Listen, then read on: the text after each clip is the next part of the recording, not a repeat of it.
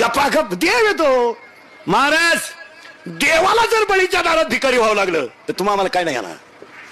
साधा अभ्यास करा. देवाला सुद्धा 3 पाय का होईना पण भूमी मागण्यासाठी त्याच्या दारात जावं लागेल. मग देव जर विश्वाचा मालक आहे, तो जर बळीच्या दारात भीक मागायला जातो तर तुम्ही आम्ही त्यानं निर्माण केलेले सर्वसामान्य जीव आहेत, आपण का आकडावा. उलट ऐका, त्याच्यापेक्षा 7 कोटी घरं कांचनाची, 7 कोटी घरे काशनाची आणि पुरी लंका सोन्याची.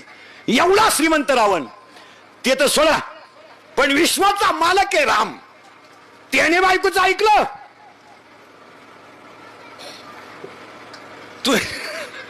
तुम्ही साधा अभ्यास करा. सोन्याचं हरणाचं कातड कोणाला लागत होतं?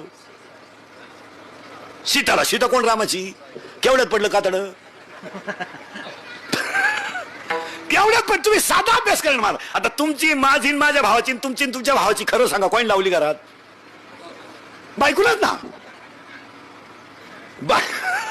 बायकोचं जर ऐकलं नाही ना, आपल्या भावाची गच्च धराधरी कधीच होणार नाही. भाऊ भांडत नाही, कधीच नाही. मला भांडणारच नाही. रात्री रक्ताची त्यांची. पण मधलं पिल्लू जे आहे ना, हे सोडीत आहे.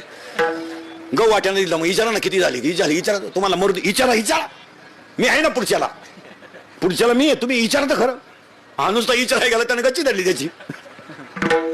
अर्थ लोपले पुराणी नाश केला शब्द नाही. बस पहिला मुद्दा संपला. ज्ञानोबा वैराग्य तुकोबा भक्ती नामदेव आहे. आज कीर्तनाला घेतलेला अभंग घेतलेला अभंग सगळ्यांच्या पाठी भजनांच्या सुद्धा. पण हा अभंग